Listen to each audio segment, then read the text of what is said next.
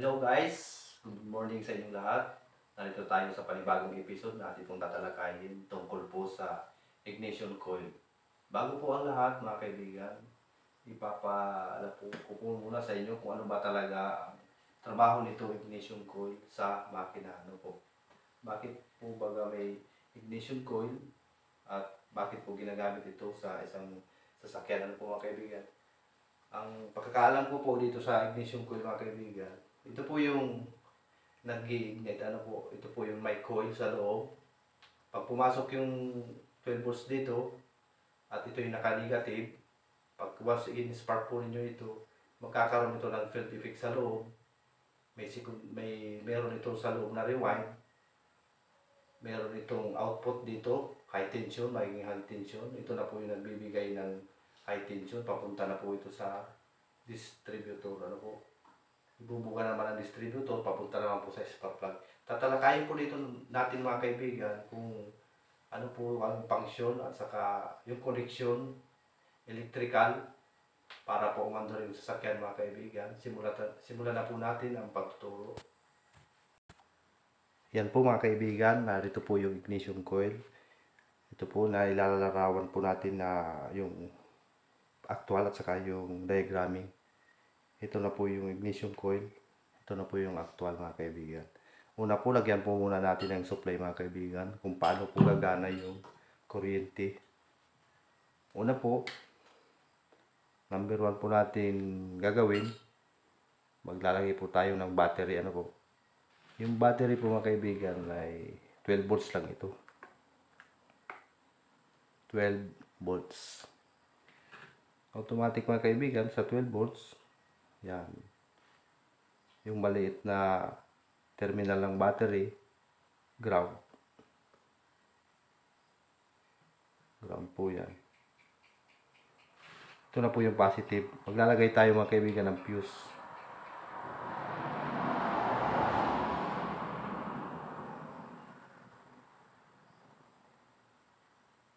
Malaking fuse po ito mga kaibigan. Diretso na po yan dyan sa accessories. Ito po yung accessories. Ang output ng accessories po, papunta na yan sa positive ng ignition coil. Yan po. Yan, may marking po yung mga kaibigan. Yan. Positive yan. Marking, positive. Dito na po tayo magtatap. Pag inopen po natin ito, pag inon natin yung susi, naka-normally open yan, i-close na po natin, magkukontak ito, ano po, lagyan po natin ng arrow. Yan, arrow. Yan, ito na po yung contact. Ano po, pag yan po dinikit natin dito, output yan, lalabas yung supply dyan, papunta na sa positive ng coil. Ayan. Ang loob niyan mga kaibigan, meron yan rewind. Yan, for example ito, ano mga kaibigan, burahin muna natin itong coil. Yan. Babaybayin niya yan, papunta sa loob, mayroon yan rewind, yan, line 1, lalabas yan line 2, yan, meron siya dyan, langis, meron siya dyan na oil, tapos meron yung kaibigan ditong core sa gitna, ano po, ayan, meron yan dyan core, secondary, meron yan secondary output, ano po, ito na yun, lalabas yan dito, high tension wire na yun, maliit na wire lang yun, yan, malaking wire, beginning, yung secondary niyan mga kaibigan, may secondary yan wire dyan, ito yung output niya, high tension, ito na yung high tension niya mga kaibigan. Okay po, buburahin na po natin yung line 1, line 2, ano po, para po hindi po tayo malito. Meron po pong ano yan eh. Meron pang magdodraw po tayo ng coil uli.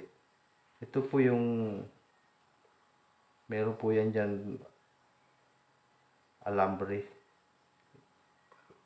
Yan mga kaibigan, meron pong alambre yan dyan. Meron po din yan line 1, meron pong line 2. Yung paglabas po galing dito sa positive, ito na po yung positive mga kaibigan. re-rewind dyan. Ano, output na ito. Yan. Ito na yung positive connection. Yan. Meron rewind dyan. Output na yan dyan. Yan mga kaibigan, babalik yan. Ano po? Babalik yan para hindi tayo malito. Yan. Ito na po yun, pabalik na yan dito sa coil. Paglabas yan sa coil, papunta na po yan ng contact point. Ito na po yung connection ng contact point. Distributor. Ayan.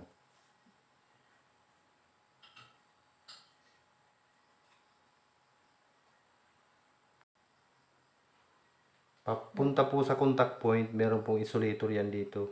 Not connected yan dito kasi yung distributor, negative yung body niyan. Yan. Kukonek na po natin. Insulator yan. Ito na po yung parang platino. Yan. Yung contact point na yan, diretso na yan sa ground. Pero mga kaibigan, yung gitna niya, not connected pa, ano po. Kasi hindi pa umaandar. O, ito yung contact point. O, yan. Yan nadidikitan. Meron po yan dyan bolt sa gitna. Meron yan dyan adjacent. Andito. Meron din po yan dyan adjacent sa dulo. Flat screw. Para pwede mong paangatin ito. Pwede ka mag-adjust dyan. Pwede mo dikit. Pwede ka pan. Depende sa output na lalabas sa high tension. Ano po? Ito po kasi yung high tension. Yan.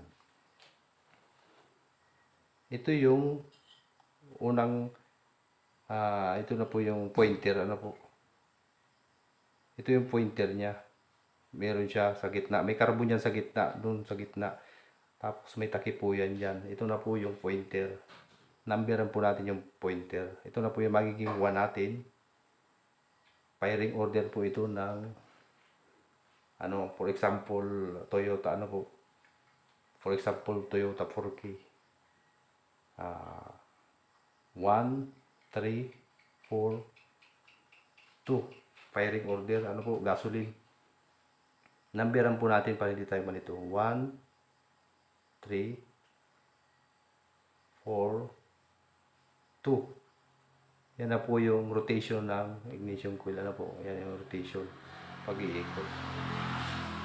Ngayon mga kaibigan, para tumali ito doon, iuuno po muna natin itong piston. Ano po? Make sure lang po na yung piston niya ay naka number 1. Naka-firing. Ito yung piston. Ito na yung piston. Yan, nakaangat siya. Mapapansin po ninyo, nakasagad yan dyan sa spark plug. Yan, ito na yung piston.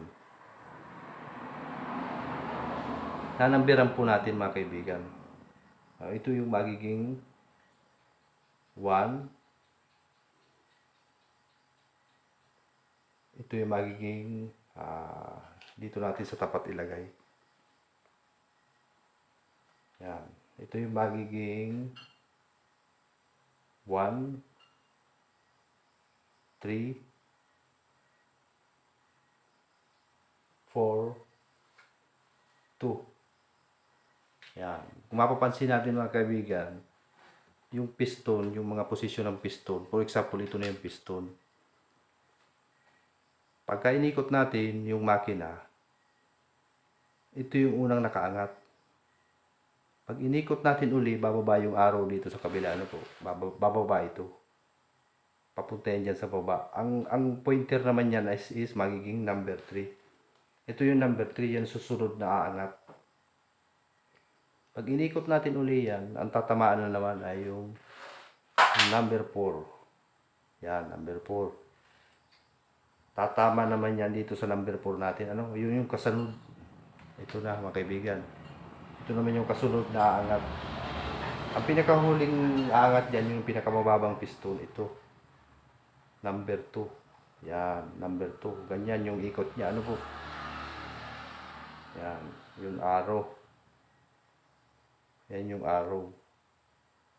Rotation ng distributor. Okay mga kaibigan. Ito yung distributor. Meron po yan dyan na parang lock. Yan. For example, na-timing na natin, naka-fire na, naka-uno na. Yan. Paglagay po natin ng distributor, siguraduhin po natin yung pointer niya nakatapat dun sa number 1. Eksakto po yan. Mag-i-ignite po yan kasi nakadikit na yung contact point. Ano po? Puputok agad yan. Yan. Eksakto yan dito number 1. Maglalagay na po tayo mga kaibigan ng linya. Unang crank, unang start, iikot, papalo siya sa uno. Dito tayo. Magkukoneksyon na po tayo. Ayan. Dito na siya. Lalagyan po natin yung wire mga kaibigan para masundan po natin. Tama-tama po ito sa mga beginner mga kaibigan. Doon sa mga master mga kaibigan, sa ulitin. Alam na po natin ito. Mag-comment na lang. Kung meron po pagkakamali ay hindi naman perfect yung pagkakasali natin ng idea. Importante po meron tayong fundamental method, yan, counting tricks na matututunan.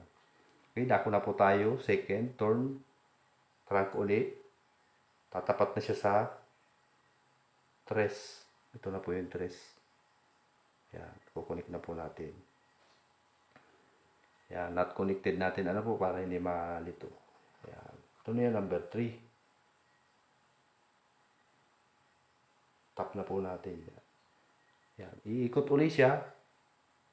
Tatapat siya number 4. Ito na yung number 4. Doon natin padaanin sa kabila. Yan.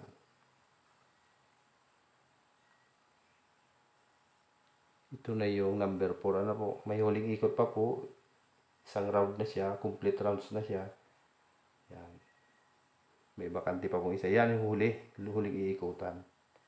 Number 2. Ayun.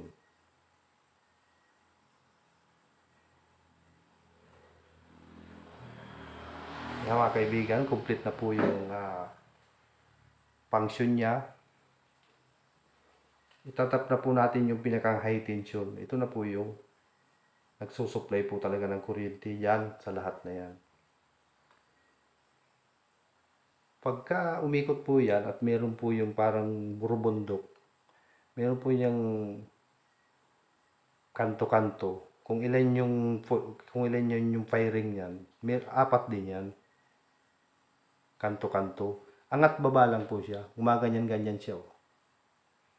Yan, hanggang sa makumpleta nyo yung ikot niya. Nagkukontak-kontak siya. Ngayon, tendency naman ito, lalabas yung kuryente. Ito na yung high tension. Pasok na po natin doon sa gitna. Yan. Burayin na po natin ito. Ito na yung cap. Kakabit na po natin yan. Yan, complete na po siya. Kompleto na po yung diagramming. Parehas na po yan ang actual. Halos parehas na po yan. Yung pagkakadrawing na po yan mga kaibigan. Ito na po yung distributor. Yan. Pag nagto-troubleshoot po, siyempre, walang kuryente. Una po natin i-check, fuse. Yan. Check po natin ignition coil. Sa tester po mga kaibigan, itong ignition coil, madidetect po natin ito, continuity. Yan, sa continuity. Nadidetect din po ito mga kaibigan sa multitester. Pag sinukat po ninyo yung sunog at saka hindi sunog sa ohms, magkaiba po yung reading niya. Ano po? Pero kung wala naman po kayong multitester, pagka ganito pong ignition coil, pagka malapit na pong masira, pag umiinit na po siya, namamatay na yung makina, nawawala na ng kuryente. Tapos palalamigin po natin, andar na naman po uli yan. Gusto sabihin, 50% na ng rewind niya, masusunog na mga kaibigan. Ngayon, pagpunta po natin dito, ang trabaho naman po nito, once na nakasusi, nakadikit yan, contact point, for example, yan. Nakadikit yan, contact point. Pag nakalimutin natin na hindi na i-off yung susi, yung rewind natin dito sa loob, Yan, yung rewind natin yan sa loob. Hindi yan magbabaga. Kasi gawa nito. Tatawid mo na yan dito. Ito ang magbabaga. Ito yung parang sa lighter. Ano po? Yan. Imbes na pumasok siya doon sa rewind, ano po? Dito muna siya. Kasi mas mababa yung size of wire niya. Ito yung magbabaga. Ito yung iinit. Hindi na itong loob. Yan, protection po yan para hindi masunog yung rewind natin sa loob. Kaya po meron nilagyan yan ng resistor block, ano po. Yan. Parang sa heater. May pagka parehas po ito dun sa heater na ng sasakyan. Yan. Tatagos yan dun. Tapos tayo na po mag-a-adjust kung ilan po yung tamang sukat ng contact point. Kasi minsan yung contact point, pag sobrang angat, open connection, hindi rin makakakuryente. Pag sobrang dikit naman, hindi rin lalabas yung tamang kuryente. Yung sakto lang po. Yung iba, sinusukatan nila ng wala sila ng pang-caliper, lagari sa bakal. Depende po. Meron po kasi mga contact point na hindi na pare-parehas yung mga pagkaka-adjust. Tapos, pagka yung pumuputok-putok minsan, yan. Yung kailangan yung mga high tension niya. Ito, yung mga high tension niya, dapat wala siyang open kasi tumatawid yung kuryente niya sa body. Mga kaibigan, tumatawid yan dyan. Ngayon, tapos pagka mga kaibigan, minsan yung makina naman minsan, kumakain ng langis. Yung langis mga kaibigan, tumatama yan dito. Ang langis mga kaibigan, hindi kayang sunugin yan. Uusok yan. Pero yung carbon yan, didikit yan dito. Pag dumikit yan dyan, nagkakaroon yan na nagiging shortage yung loob niyan. Pag pumasok yung langis yan dito, yung conductor sa insulator, magiging yan, shortage. At tendency niyan, hindi tatawid yan ang kuryente. Pwedeng 3 piston lang ang gumana, falyado yan. Mararamdaman po natin na makina yan, nagdadrag, nagpapalag, po. Tapos pag nirelubusyon natin, pumuputok-putok pa minsan. Yan, gawa yan ng minsan, kumakain na ng langis. Pagka piston ring na, yan, may mga piston yan ay loss compression na. Yung langis niya napupunta dito. Kaya pag minsan, mayroong baon yung mga, for example, yung driver, may daladalan silang spark plug pantanggal. Para pag nagtirik sila, tatanggalin na nila yung spark plug. Yung mga kaibigan, sana natungayan ninyo yung kaunting tricks at naibahagi ko sa inyo kaunting kaalaman.